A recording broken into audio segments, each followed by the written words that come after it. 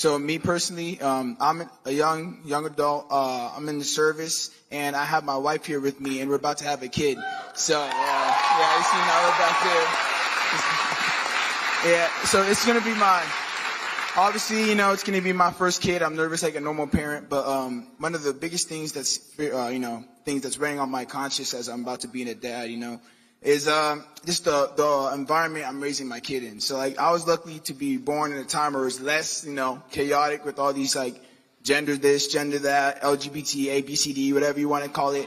Like all that stuff was not as relevant when I was growing up, but my kid, is about to come into a time where I feel like we're fighting to know what man and woman is. And that's something that's like super basic to me growing up. So like me as a dad, the last thing I want to do is to hear my son come back to me saying, "Hey dad, I'm going to a college to hear about what a man and woman is," even though, 15 years down the line, I'm like, yeah, I did that back when I was, age or whatever. So like, that's my biggest question is like, how do I have the confidence in knowing that the life that I'm about to bring into this world is something that I can at least control to some point. God controls everything, but Amen. Something I can control at some point where I don't have him going, having to fight these trials or these weird people out here.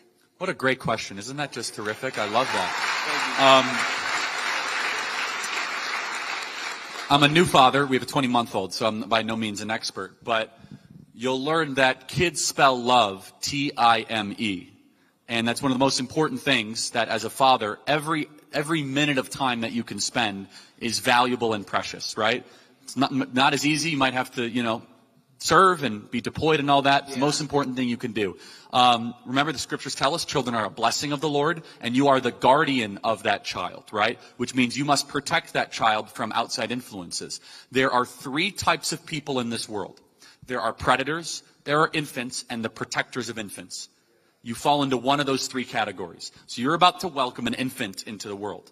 And especially as the head of the household, the male, you must constantly be looking at the threats, right? You must constantly be looking at the attack vectors because there is a growing, unregulated, unchecked community of predators in this country that are coming after children younger and younger and younger. And it's you as the father to instill values from a very young age. And so I'm by no means an expert, but I could tell you this. I have seen over many years parents that have brought their kids to turning point events, parents that have exposed their kids to these ideas, and it bears fruit. The earlier you introduce them to these ideas, the earlier you get them excited about Jesus and the Word and the Scriptures. And the final thing is, the creepy thing that I've learned, not creepy, is how much even an 18-month mimics the parent's behavior and how much that they are in the mold. Everything you do, from what you say to how you act. So not as if there's like enough pressure already on you, right? Right? But look at that as like, I got to be the best version of myself. And as soon as you get married, you are no longer a boy and you become a man. But when you become a father, a whole different thing comes in, right? Because becoming a husband is awesome, and that you'll always have that. Father is like a different level, right? Yeah. And balancing the paranoia with the fun times is something that all of us new fathers have to realize. And I get told this all the time from parents.